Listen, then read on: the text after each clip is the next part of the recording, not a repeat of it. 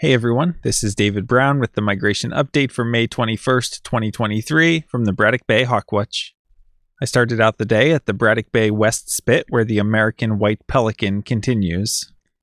It was part of a big feeding frenzy out on the bay with a lot of gulls and cormorants also feeding in the area. It was a beautiful sunny morning at the Braddock Bay Hawk Watch with a moderate westerly wind, which was a great wind, and we have a really good flight. In the afternoon, the wind shifted more to the northwest, and there was a high layer of hazy clouds that rolled in, and when that happened, the flight really shut down. We had a really good flight of broad-winged hawks in the morning, and here's one that's missing most of its tail. This one is a juvenile, like most of the ones we're seeing this time of year. The surprise raptor of the day was this adult red-shouldered hawk. It's been almost a month since we've seen a red-shouldered hawk, and the adults mostly migrate through in March. So don't know where this one's coming from or going, but just a really unusual thing to see this time of year. And to review some of the field marks for adult red shoulders, you can see a lot of orange coloration throughout the wings and the body. The tail looks dark with thin white lines, like white lines on a blackboard. And there's a lot of black and white banding throughout the wings as well. This photo is a little bit backlit, so you don't get the contrast and the color doesn't pop as much, but get the basic idea. Also notice that the wingtips are made up of 5 feathers, 1, 2, 3, 4, 5, which gives them a little bit more of a squared off appearance compared to the pointier wings of broad-winged hawks. Here's an immature bald eagle, and this one looks like an older immature, starting to get a pretty white head, but still a lot of dark in the tail and a lot of white throughout the underside of the wings. We had some nice kettles today, but I was busy counting them, so I didn't get many photos. But here we have a group of 3 turkey vultures on the right and 3 broad-winged hawks on the left. Here's an osprey coming at us with a fish, and you can see how they droop their wings a little bit. And usually when osprey catch fish, they flip them around so the head of the fish is facing forward, so it's really aerodynamic, but this one was actually carrying the fish backwards.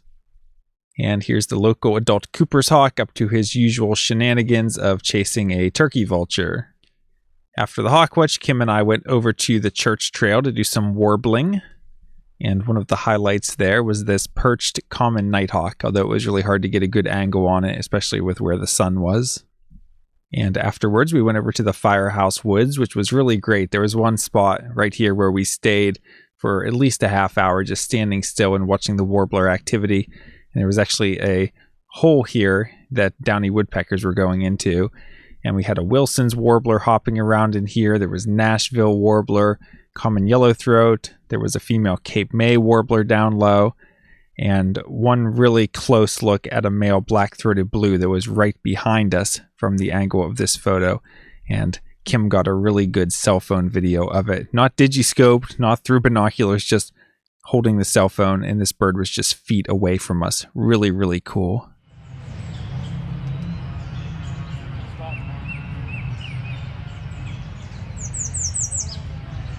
Here's a black pole warbler. You can see that black and white plumage and the yellowish orange legs and feet.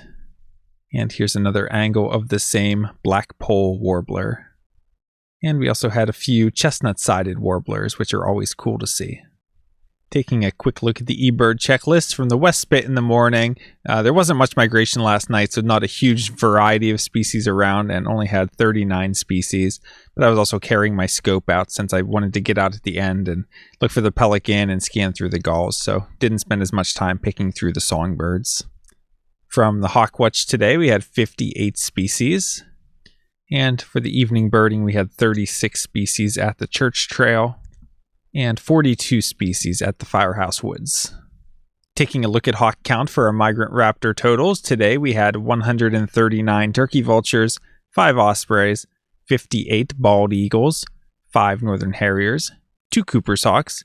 For buteos, we had 1 red-shouldered hawk, 1,637 broad-winged hawks, so the biggest broad-winged day since May 1st, 31 red-tailed hawks, for a total of 1,878 migrant raptors today. So really huge day. Bit of a surprise. I knew that those westerly winds with sunny skies could be decent, but wasn't expecting quite this many with that big push of broadwings. That brings the May total to 12,032 and the season total to 48,857. We had no new species for the season today. Taking a look at the forecast for tomorrow, it's looking sunny with a high around 60 and a moderate northeasterly wind. Count will probably move to Frisbee Hill, and I would expect light, maybe moderate migration depending on where the flight line ends up. For Tuesday, looking sunny again with a high in the mid-70s and winds that are kind of starting southeasterly and then shifting around to northeast. And again, we'll probably end up moving to Frisbee Hill. And for Wednesday, it's looking cloudy with showers with a morning high of 66, falling to near 55. Winds north-northwest at 10 to 20 miles per hour. So because of those rain showers, I would say only expect light migration for Wednesday. All right, another great day of birding from the West Spit to the Hawk Watch to the church and the Firehouse Woods. Lots of birds everywhere, still a really good variety. A lot of migration happening. Depending on the night, some nights not so much migration, but there's a few nights coming up when migration should be high again. So I hope you can get out birding soon, and I hope to see you out in the field or at the platform. From Lyco Birds, this is David Brown. Thanks for watching.